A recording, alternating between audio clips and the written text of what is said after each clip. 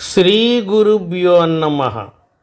సూర్యవంశంలో జన్మించిన దశరథ మహారాజు అయోధ్య నగరాన్ని పరిపాలిస్తూ ఉంటాడు. ధర్మబద్ధంగా సాగుతున్న ఆయన పరిపాలనలో ప్రజలు సుఖ సంతోషాలతో జీవిస్తూ ఉంటారు. దశరథుడికి కౌసల్య, కైకేయి, సుమిత్రలతో వివాహం జరుగుతుంది.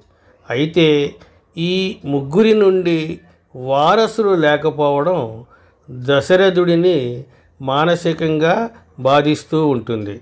తన ఆవేదనను ఆయన వశిష్ఠ మహర్షితో పంచుకుంటాడు. పుత్రకామేష్టి యాగం చేయడం వలన ఆశించిన ఫలితం లభిస్తుందని వశిష్ఠ మహర్షి చెబుతాడు. అందుకు అంగీకరించిన దశరథుడు తగిన సన్నాహాలు మొదలుపెట్టమని తన మంత్రి అయిన సుమంత్రుడిని ఆదేశిస్తాడు. సరయూ నది తీరంలో పుత్రకామేష్టి యాగం మొదలవుతుంది. ఎంతోమంది వేద పండితులు, మహర్షుల సమక్షంలో దశరథుడు యాగాన్ని పూర్తి చేస్తాడు. అత్యంత భక్తి శ్రద్ధలతో యాగాన్ని పూర్తి చేసిన కారణంగా యజ్ఞపురుషుడు ప్రత్యక్షమవుతాడు. దైవ సంబంధమైన ఒక పాయస పాత్రను దశరథుడికి అందజేస్తాడు.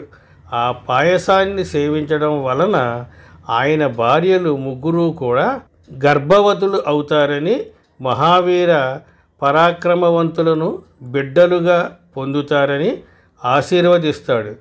దశరథుడు యజ్ఞపురుషుడికి భక్తిపూర్వకంగా నమస్కరించి ఆ పాయసాన్ని ముగ్గురు భార్యలు సేవించేలా చేస్తాడు.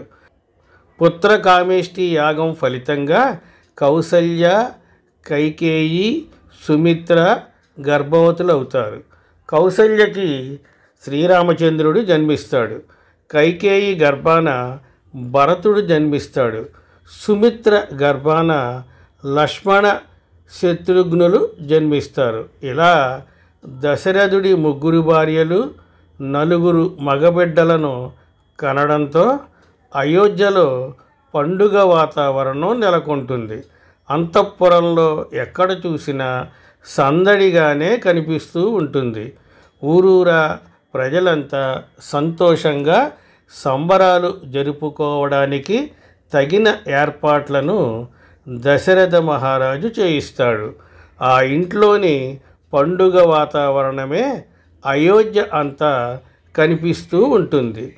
ఎంతో కాలంగా అనుభవిస్తూ వస్తున్న ఆవేదనకి ఔషధం దొరికినట్లుగా దశరథుడు ఆనందంతో పొంగిపోతూ ఉంటాడు.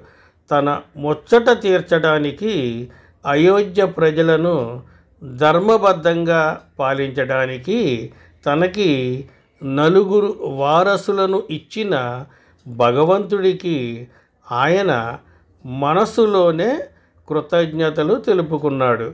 దశరథుడు ఒకవైపున పాలనా సంబంధమైన వ్యవహారాలను చక్కబెడుతూనే మరోవైపున తన పిల్లలతో ఆటలాడుతూ ఆనందానుభూతులను పొందుతూ ఉంటాడు. వాళ్ళు తప్పటడుగులు వేస్తూ ఉంటే చూసి మురిసిపోతూ ఉంటాడు. స్వస్తి, శుభమస్తు.